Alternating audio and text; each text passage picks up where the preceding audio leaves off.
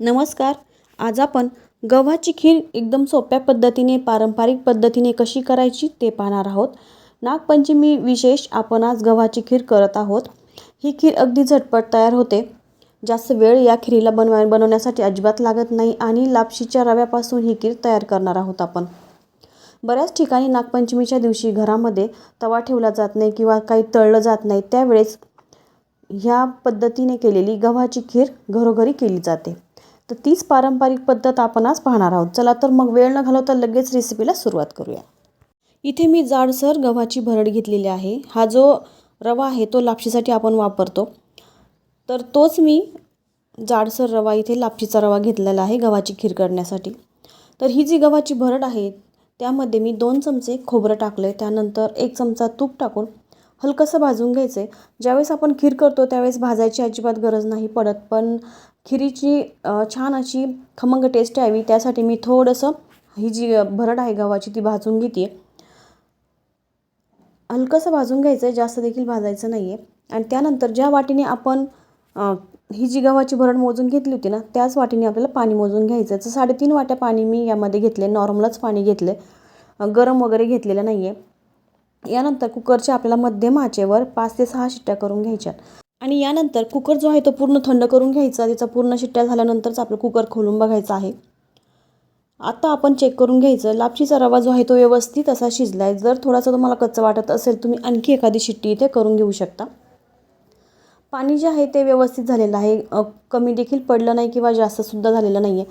पण ही जी खीर आहे ती आपल्याला थोडीशी पातळ करायची आहे. जास्तच घट्ट नाही करायची. घट्टसरच ठेवायची, पण खूप जास्त देखील घट्ट नाही ठेवायची.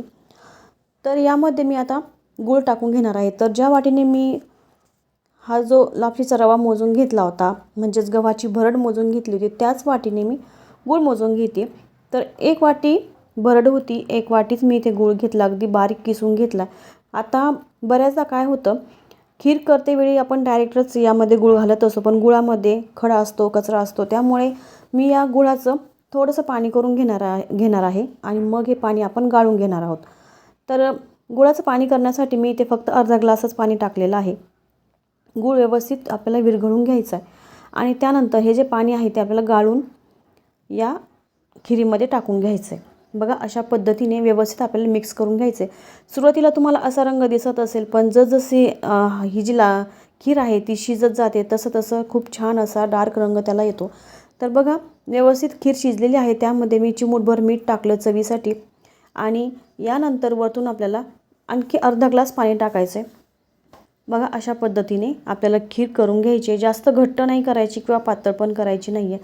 त्यानंतर बडीशेप, वेलची आणि सुंठ पावडर यामध्ये मी टाकलेली आहे. व्यवस्थित मिक्स करून घ्यायचं आहे आणि 5 मिनटं आपल्याला चांगलं शिजवून घ्यायचं आहे. व्यवस्थित ही जी खीर आहे ती आता शिजलेली आहे. त्यानंतर एका फोडणीच्या भांड्यामध्ये 2 ते 3 चमचे मी साजूक तूप घेतलेलं आहे. साजूक तूप व्यवस्थित गरम झालं की त्यामध्ये मी 2-3 चमचे खोबऱ्याचे काप घेतलेत. खोबरं जे आहे ते हलकंसं परतून घ्यायचे आणि त्यानंतर काजू आणि बदामचे यामध्ये तुकडे करून आपल्याला टाकायचे आहेत. ते देखील व्यवस्थित भाजून घ्यायचे. बघा, खोबरं अशा पद्धतीने भाजलं की त्यामध्ये लगेच मी काजू बदाम टाकून घेतले.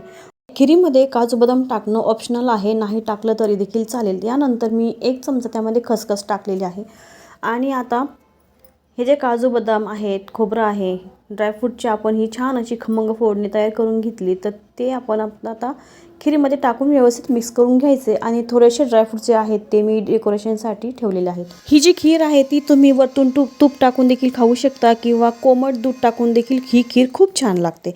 तर आजचा जर व्हिडिओ तुम्हाला आवडला असेल, नागपंचमी विशेष गव्हाची खीर आपण आज केलेली आहे. रेसिपी आवडल्यास व्हिडिओला लाईक करा, शेअर करा आणि जर तुम्ही चॅनलवर नवीन असाल तर चॅनल नक्की सबस्क्राईब करा. पुन्हा भेटूया नवीन व्हिडिओसोबत. तोपर्यंत धन्यवाद.